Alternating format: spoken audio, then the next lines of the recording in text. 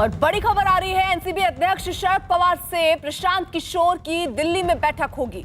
दिल्ली में शरद पवार के घर पर प्रशांत किशोर से बैठक हो रही है।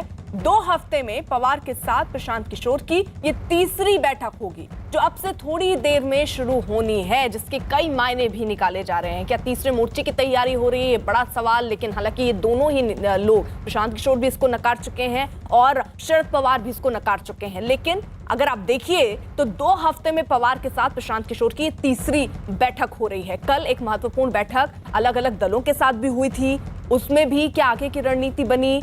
हालांकि कुछ बात बहुत साफ तस्वीर अभी नहीं सामने आई है, लेकिन ऐसा अब लग रहा है कि कहीं ना कहीं कुछ सुगबुगाहट जरूर तेज है, क्योंकि एनसीपी अध्यक्ष शरद पवार से प्रशांत किशोर की दिल्ली में ये बैठक हो रही है। अब से थोड़ी देर में ये शुरू हो जाएगी बैठक।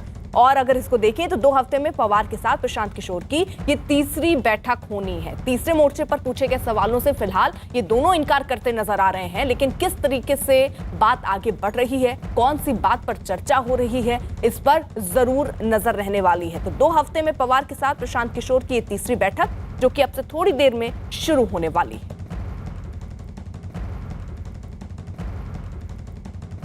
तो एनसीपी अध्यक्ष शरद पवार से प्रशांत किशोर की दिल्ली में बैठक होगी। और इस बैठक से पहले कल एक महत्वपूर्ण बैठक अलग अलग दलों से हुई थी, जिसमें यह कहा गया कि हम किस तरीके की रणनीति विपक्षी दलों की होनी चाहिए, उस पर हम चर्चा कर रहे हैं। लेकिन तीसरे मोर्चे पर जो सुगबुगाहट सबसे ज्यादा तेज है, उस पर कल भी कुछ बात कही नहीं गई। शरद पवार की लगातार आप देखिए तो 2 हफ्ते में ये तीसरी बैठक है प्रशांत किशोर के साथ, जिसमें जाहिर तौर पर रणनीति बन रही होगी। लेकिन खुलकर अभी दोनों ये कहते नजर आ रहे हैं कि तीसरे मोर्चे पर कहीं डिस्कशन नहीं हो रहा है, कोई ऐसी बात सामने नहीं आ रही है अभी उनकी तरफ से। लेकिन ये एक और बैठक प्रशांत किशोर के साथ होनी है शरद पवार की। अब से थोड़ी देर में ही ये बैठक शुरू होनी है। नीरज हमारे साथ जुड़ चुके हैं। नीरज, कहां पर होनी है बैठक और कितनी देर में शुरू होगी? देखिए, दिल्ली में शरद पवार के आवास पे 6 जनपद पे बैठक होने वाली और पिछले 2 दिनों के अंदर ये दूसरी बैठक होगी और पिछले 2 हफ्ते के अंदर तीसरी बैठक आयोजित है शरद पवार के आवास पे। अब से थोड़ी देर बाद प्रशांत किशोर, जो कि चुनावी रणनीतिकार हैं, हालांकि चुनावी रणनीतिकार अब वो अपने आप को नहीं मानते, क्योंकि उन्होंने खुद घोषणा की है कि वो संन्यास ले चुके हैं।